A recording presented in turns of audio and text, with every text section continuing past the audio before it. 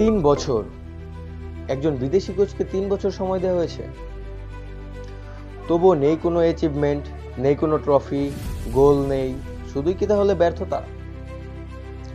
Bangladeshi football সমর্থকদের মনে এখন একটাই প্রশ্ন, তাহলে কেন এই কোচ এখনো রয়েছেন? আজকের ভিডিওতে থাকছে কে এই ক্যাব্রেরা, কোথা থেকে আসলো এবং গত 3 বছরে ক্যাব্রেরার যত হিসেব নিকেশ।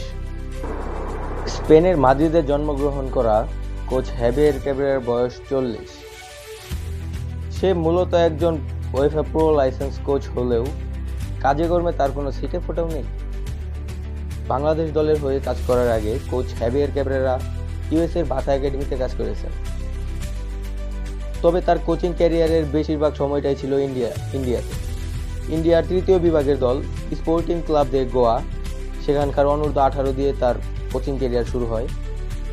তারপর সে অ্যাসিস্ট্যান্ট কোচ হিসাবে অস্কার ব্রুজনের সাথে 2012 থেকে 2014 পর্যন্ত কাজ করেন। সেই একই দলের টেকনিক্যাল ডিরেক্টর হিসেবেও সে কাজ করেন কিছুদিন। তারপর স্পোর্টিং দে গোয়া, সেখান থেকে সে অন্যত্র পাড়ি জমান।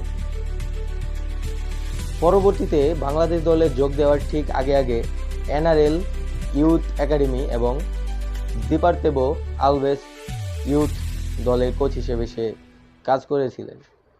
ঠিক তার পরপরই সে বাংলাদেশ দলের হয়ে চুক্তিবদ্ধ হন জানুয়ারি 2022 সালে। প্রায় 11 মাসের একটা চুক্তি ছিল তখন, কিন্তু 11 মাসের চুক্তি শেষ হওয়ার পরও কোচ ক্যাব্রেরাকে নিয়ে বাংলাদেশ ফুটবল ফেডারেশন অনেক আশাবাদী ছিল। তারা আবার দুইবার চুক্তি নবায়ন করেন। তবে সবথেকে অবাক করার বিষয়, প্রায় 15 মাসের জন্য আবারও 2025 সালের জানুয়ারি মাস থেকে কোচ ক্যাব্রেরাকে নবায়ন করা হয় চুক্তি। 2026 সালের 30 এপ্রিল পর্যন্ত কোচ ক্যাব্রেরা বাংলাদেশ দলের দায়িত্বে থাকবেন। And this will making him longest serving coach in BD history. আচ্ছা, এখন দেখে নেওয়া যাক কোচ হ্যাভিয়ের ক্যাব্রেরার কিছু হিসেব নিকেশ। বাংলাদেশ দলের শেষ 32টি ম্যাচে কোচ হ্যাভিয়ের ক্যাব্রেরা জয় পেয়েছেন কেবলমাত্র 9টি ম্যাচে, ড্র 7 ম্যাচ।